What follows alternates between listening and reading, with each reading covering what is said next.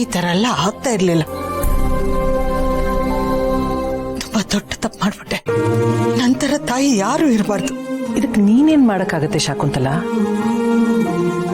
ನೀನ್ ಬುದ್ಧಿ ಹೇಳಿಲ್ಲ ಸರಿ, ಆದ್ರೆ ಅವನಿಗೆ ಸ್ವಂತ ಬುದ್ಧಿ ಅಂತ ಇರ್ಬೇಕಿತ್ತಲ್ವಾ? ಇದರಲ್ಲಿ ನಿಂದಷ್ಟೇ ತಪ್ಪಿಲ್ಲ, ಇದರಲ್ಲಿ ಅವಂದು ಜಾಸ್ತಿ ತಪ್ಪಿದೆ. ಒಳ್ಳೇದಕ್ಕಾಗ್ಲಿ ಕೆಟ್ಟದಕ್ಕಾಗ್ಲಿ ಎಲ್ಲದಕ್ಕೂ ನಾವೇ ಹೊಣೆಗಾರರಾಗಿರ್ತೀವಿ. ನಮ್ಮ ಬುದ್ಧಿ ನಮ್ಮ ಕೈಯಲ್ಲಿ ಇರ್ಬೇಕಲ್ವಾ? ಅವನು ಯೋಚನೆ ಮಾಡ್ಬೇಕಾಗಿತ್ತು, ನಾನು ಹೇಗಿರ್ಬೇಕು, ನನ್ನ ಜೀವನನ ಹೇಗೆ ರೂಪಿಸ್ಕೋಬೇಕು ಅಂತ. ಕೆಡೋರು ಎಲ್ಲಿದ್ರೂ ಕೆಡ್ತಾರೆ, ಏನ್ ಮಾಡಕ್ಕಾಗತ್ತೆ ಹೇಳು? ಈಗ ನೋಡು, ಪಾರ್ಥ ಮಹಿಮಾ ಅವರು ನಿನ್ ಮಕ್ಕಳೇ ಅಲ್ವಾ? ಆದ್ರೆ ಅವರು ಅವನ ಥರ ಆಗಿದಾರ? ಇಲ್ಲ ಅಲ್ವಾ? ಅಂದಮೇಲೆ ಎಲ್ಲ ತಪ್ಪು ನಿಂದೆ ಅಂತ ನೀನು ಯಾಕೆ ಅನ್ಕೋತೀಯ? ನೋಡು, ನೀನು ಏನೇ ಮಾಡಿದ್ರು ಅದು ನಿನ್ನ ಮಕ್ಕಳಿಗೋಸ್ಕರ ಮಾಡಿದೀಯಾ. ನೀನು ತಪ್ಪು ಮಾಡಿದೀಯಾ ನಿಜ, ಆದರೆ ಅದ್ರ ಹಿಂದೆ ಒಬ್ಬ ತಾಯಿ ಪ್ರೀತಿ ಇದೆ. ಅವ್ರು ಚೆನ್ನಾಗಿರ್ಬೇಕು, ನಾನು ಪಟ್ಟ ಕಷ್ಟ ಅವ್ರು ಪಡಬಾರ್ದು ಅನ್ನೋ ಉದ್ದೇಶ ಇತ್ತು. ನೀನೊಬ್ಬ ತಾಯಿಯಾಗಿ ಜಯದೇವ್ಗೋಸ್ಕರ ಎಲ್ಲಾನು ಮಾಡಿದೆ. ಅವನ ಜೀವನನ ಒಂದು ಹಂತಕ್ಕೆ ತರಬೇಕು ಅಂತ ಎಲ್ಲಾ ಥರದ ಪ್ರಯತ್ನನೂ ಪಟ್ಟೆ, ಅದು ನನಗೆ ಗೊತ್ತು. ಆದರೆ ನೀನು ಕಟ್ಕೊಟ್ಟ ಜೀವನನ ಅವನು ಉಳಿಸ್ಕೊಳ್ಳಿಲ್ಲ, ಅದು ಅವನ ಹಣೆ ಬರ. ಇದಕ್ಕೆಲ್ಲ ನೀನೇ ಹೊಣೆ ಅಂತ ನೀನು ಅನ್ಕೊಳ್ಳೋದು ತಪ್ಪು ಶಾಕುಂತಲ. ಇದರಲ್ಲಿ ನಿನ್ನ ತಪ್ಪು ಏನೂ ಇಲ್ಲ. ನಾವೆಲ್ಲ ಮಕ್ಕಳನ್ನು ಒಂದೇ ಥರ ಬೆಳೆಸ್ತೀವಿ, ಒಂದೇ ಥರ ಪ್ರೀತಿ ಮಾಡ್ತೀವಿ, ಒಂದೇ ಥರ ಊಟ ಮಾಡಿಸ್ತೀವಿ. ಆದರೆ ಬೆಳೀತಾ ಬೆಳೀತಾ ಮಕ್ಕಳು ಬೇರೆ ಬೇರೆ ಥರ ಆಗೋಗ್ತಾರೆ. 5 ಬೆರಳು ಒಂದೇ ಥರ ಇಲ್ಲ ಅಲ್ವಾ?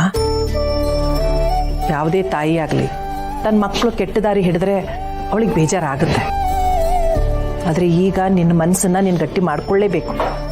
ನಾವೆಲ್ಲ ನಿನ್ನ ಜೊತೆಗೆ ಇದ್ದೀವಿ ಶಾಕುಂತಲ. ನಿನ್ನ ಜೊತೆಗೆ ಇವತ್ತು ನಿನ್ನಿಬ್ಬರು ಮಕ್ಕಳಿದ್ದಾರೆ, ಗೌತಮ್, ಭೂಮಿಕಾ, ಮೊಮ್ಮಕ್ಕಳು, ನಾನು, ಎಷ್ಟು ಜನ ಇದ್ದೀವಿ. ಇವ್ರನ್ನೆಲ್ಲ ನೋಡಿ ನೀನು ಸಮಾಧಾನ ಪಟ್ಕೋಬೇಕು. ನೀನು ಖಂಡಿತ ಒಂಟಿ ಅಲ್ಲ, ನಿನ್ನ ಜೊತೆ ನಾವೆಲ್ಲ ನಿಂತ್ಕೋತೀವಿ. ನೀನು ಧೈರ್ಯ ತಂದ್ಕೋಬೇಕು. ಇಲ್ಲ ಅಕ್ಕ, ನನ್ನನ್ನು ಕಾಡ್ತಾ ಇರೋ ವಿಷಯನೇ ಬೇರೆ. ದಿವಾನ್ ಗ್ರೂಪ್ ಆಫ್ ಕಂಪನೀಸ್ ಹೆಸರಿಗೆ ಧಕ್ಕೆ ಬಂದ್ಬಿಡ್ತಲ್ಲ, ಅದೇ ನನ್ನನ್ನು ಕಾಡ್ತಾ ಇರೋದು.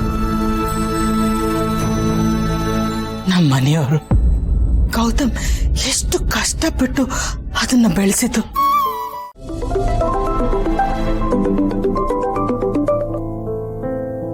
ಹೇಳಗಳಿಯ ಆನಂದ, ನಾನು ಒಂದು ಡಿಸಿಷನ್ ಬಂದಿದ್ದೀನಿ ಕಣೋ. ಯಾಕೋ ಗೆಳೆಯ ಎಷ್ಟೊಂದು ಸೀರಿಯಸ್ ಆಗಿ ಮಾತಾಡ್ತಾ ಇದೆಯಾ? ಏನು ಡಿಸಿಷನ್ ತಗೊಂಡಿದ್ಯಾ? ಅದು ಗೌತಮ್ ದಿವಾನ್ ಕಂಪ್ನಿನ ಉಳಿಸ್ಕೋಬೇಕು ಅಂದರೆ ನನಗೆ ಬೇರೆ ಯಾವ ದಾರಿನೂ ಕಾಣಿಸ್ತಾ ಇಲ್ಲ ಕಣ. ಅದಕ್ಕೆ ನಾಳೆ ಅರಸನಕೋಟೆಯವರು ಫೋನ್ ಮಾಡಿ ಒಂದು ಮೀಟಿಂಗ್ ಫಿಕ್ಸ್ ಮಾಡ್ಬೋದಾ ಅಂತ ಕೇಳೋ. ಅವ್ರು ಬ್ಯುಸಿ ಇದ್ರೂ ಪರವಾಗಿಲ್ಲ, ಒಂದು 10 ನಿಮಿಷ ಅಪಾಯಿಂಟ್ಮೆಂಟ್ ಕೊಡೋಕ್ಕೆ ಸಾಧ್ಯನ ಕೇಳು, ತುಂಬಾ ಅರ್ಜೆಂಟು. ಗೆಳೆಯ ಏನು ಹೇಳ್ತಾ ಇದೆಯಾ ನೀನು? ಅಲ್ಲ ಕಣೋ ಗೆಳೆಯ, ಆ ಕಂಪ್ನಿ ಉಳಿಸ್ಕೋಬೇಕು ಅಂತ ಈ ಕಂಪ್ನಿನ ಮಾರಕ್ಕೆ ಹೊರಟಿದ್ಯಾ? ನೀನು ಯೋಚನೆ ಮಾಡಿ ನಿರ್ಧಾರ ಮಾಡಿದ್ಯಾ ಅಥವಾ ಆತರಪಟ್ಟು ನಿರ್ಧಾರ ಮಾಡಿದ್ಯಾ? ನಿಜ ಹೇಳೋ. ಹೌದು ಕಣೋ, ನಾನು ಬೇರೆ ಏನು ದಾರಿ ತೋರಿಸ್ತಾ ಇಲ್ಲ. ಪ್ಲೀಸ್ ನಾನು ಹೇಳ್ದಷ್ಟು ಮಾಡು. ಸರಿ ಕಣೋ.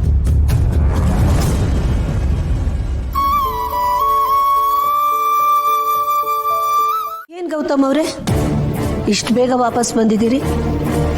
ಏನು ಅಂತ ನಿರ್ಧಾರ ಮಾಡಿದ್ರಿ? ನೀವು ಹಾಕಿದ ಎಲ್ಲ ಕಂಡೀಷನ್ಸು ಓಕೆ ಮೇಡಮ್.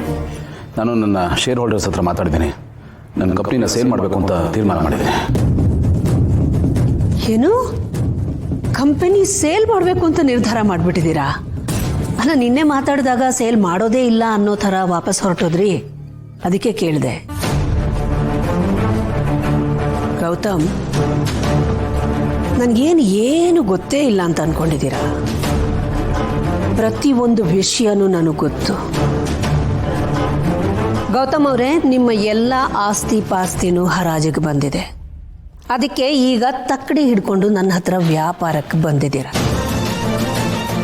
ಅಲ್ಲ, ನಿಮ್ಮ ಫ್ಯಾಮಿಲಿ ಪ್ರಾಬ್ಲಮ್ಸ್ಗೆ ನಾನು ಯಾಕೆ ದುಡ್ಡು ಕೊಡಬೇಕು? ನಾನು ದುಡ್ಡು ಕೊಡ್ತೀನಿ ಅಂತ ಅದು ಹೇಗೆ ಯೋಚನೆ ಮಾಡಿದ್ರಿ? ಅದು ಯಾವ ನಂಬಿಕೆ ಮೇಲೆ ಮತ್ತೆ ಬಂದ್ರಿ? ಕಾರಣ ಇದೆ ಮೇಡಮ್. ಒಂದು ಕುಟುಂಬ ಅಂದ್ರೇನು, ಅಲ್ಲಿ ಏನಾಗುತ್ತೆ, ಅಲ್ಲಿ ಏನಾದರೂ ಹೆಚ್ಚು ಕಡಿಮೆ ಆದರೆ ಅದನ್ನು ಸರಿ ಮಾಡೋದಕ್ಕೆ ನಾವು ಯಾವ ಎಕ್ಸ್ಟ್ರೀಮ್ಗೆ ಹೋಗ್ತೀವಿ ಅನ್ನೋದು ನನಗಿಂತ ಚೆನ್ನಾಗಿ ನಿಮಗೆ ಗೊತ್ತು.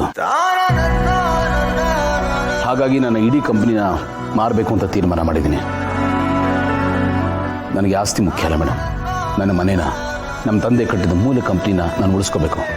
ಅದಕ್ಕೆ ನನಗೆ ದುಡ್ಡು ಬೇಕು. ಈಗ ನನ್ನ ಕಂಪ್ನಿಗಿರೋ ಪಾಪ್ಯುಲಾರಿಟಿ ನೋಡಿದ್ರೆ ಇನ್ನೊಂದು 2-3 ತಿಂಗಳಲ್ಲಿ ನೀವೇ IPO ರಿಲೀಸ್ ಮಾಡ್ಬೋದು. ಆಗ ನನ್ನ ಕಂಪ್ನಿ ಬೇರೆ ಲೆವೆಲ್ಗೆ ಹೋಗುತ್ತೆ. ಅದರ ಗ್ರೋತ್ ನನ್ನ ಕಣ್ಣು ಮುಂದೆನೇ ಕಾಣಿಸ್ತಾ ಇದೆ ಮೇಡಮ್. ಅದು ಯಾವ ಮಟ್ಟಿಗೆ ಬೇಕಾದರೂ ಹೋಗ್ಬೋದು, ಸ್ಕೈಸ್ ದ ಲಿಮಿಟ್. ಆದರೆ ನಾನು ಈ ಕಂಪ್ನಿನ ಪ್ಯೂರ್ಲಿ ಬಿಸ್ನೆಸ್ ಮೈಂಡ್ ಸೆಟ್ ಇರೋರು ಮಾರಿದ್ರೆ ಜನಗಳಿಗೆ ಮೋಸ ಮಾಡಿದಾಗುತ್ತೆ, ಅವ್ರ ಪ್ರಾಮಿಸ್ನ ಮುರಿದಾಗುತ್ತೆ. ಅದಕ್ಕೆ ನಿಮಗೆ ಸೇಲ್ ಮಾಡಬೇಕು ಅಂತ ಡಿಸೈಡ್ ಮಾಡಿದ್ದೀನಿ. ನೀವು ರೂಪಾಯಿನ ಎಕ್ಸ್ಪೆಕ್ಟ್ ಮಾಡಲ್ಲ, ರೂಪಾಯಿಗೆ ಪೈಸೆನ ಎಕ್ಸ್ಪೆಕ್ಟ್ ಮಾಡ್ತೀರಾ. ನಿಮಗೆ ಜನಗಳ ಕಷ್ಟ ಏನು ಅಂತ ಗೊತ್ತು, ನಾಡಿ ಮಿಡಿತ ಗೊತ್ತು. ಹಾಗಾಗಿ ದಯವಿಟ್ಟು ನನ್ನ ಕಂಪ್ನಿನ ತಗೊಳ್ಳಿ. It should be in the safe hands. That's my concern. ನಾನು ನನ್ನ ಮನೇನ, ನಮ್ಮ ತಂದೆ ಕಟ್ಟಿದ ಮೂಲ ಕಂಪ್ನಿನ ಉಳಿಸ್ಕೋಬೇಕು. ಅದಕ್ಕೆ ನಿಮ್ಮ ಸಹಾಯ ಬೇಕು. ನಾನು ಸೇಲ್ ಮಾಡ್ತಾರೋ ಕಂಪ್ನಿಯ ಪೇಬಲ್ ಇದೆಯಲ್ಲ, ಅದಕ್ಕಿಂತ ಜಾಸ್ತಿ ಇನ್ಕಮ್ ನಿಮ್ಗೆ ಬರುತ್ತೆ. ವಿತ್ ಕನ್ವಿಕ್ಷನ್ ನಾನು ಗ್ಯಾರಂಟಿ ಕೊಡ್ತಾ ಇದ್ದೀನಿ. ಅಲ್ಲ ಗೌತಮ್ ಅವರೇ, ನನಗೆ ಒಂದು ವಿಷಯ ಅರ್ಥ ಆಗ್ತಿಲ್ಲ. ಆ ಮನೆನ ಉಳಿಸ್ಕೊಳ್ಳೋದಕ್ಕೋಸ್ಕರ ಕಂಪನಿನ ಮಾರಾಟ ಮಾಡ್ತೀರಾ? ಅಂಥ ಮನೆಗಳನ್ನ ಎಷ್ಟು ಬೇಕಾದ್ರೂ ಕಟ್ಟಿಸ್ಬೋದಲ್ವಾ? ಅದನ್ನು ಉಳಿಸ್ಕೊಳ್ಳೋ ಬದಲು ಕಂಪನಿನ ಬೆಳೆಸ್ಬೋದಲ್ವಾ? ನಿಜ ಮೇಡಮ್, ನೀವು ಹೇಳಿದ್ದು. ದೇವ್ರು ಕೊಟ್ಟರೆ ಆ ಥರದ್ದು ಎಷ್ಟೋ ಮನೆಗಳನ್ನ ಕಟ್ಬೋದು. ಬಟ್ ಅಲ್ಲೊಂದು ವಿಷಯ ಇದೆ, ಅಲ್ಲಿ ನಮ್ಮ ತಂದೆ ಸಮಾಧಿ ಇದೆ.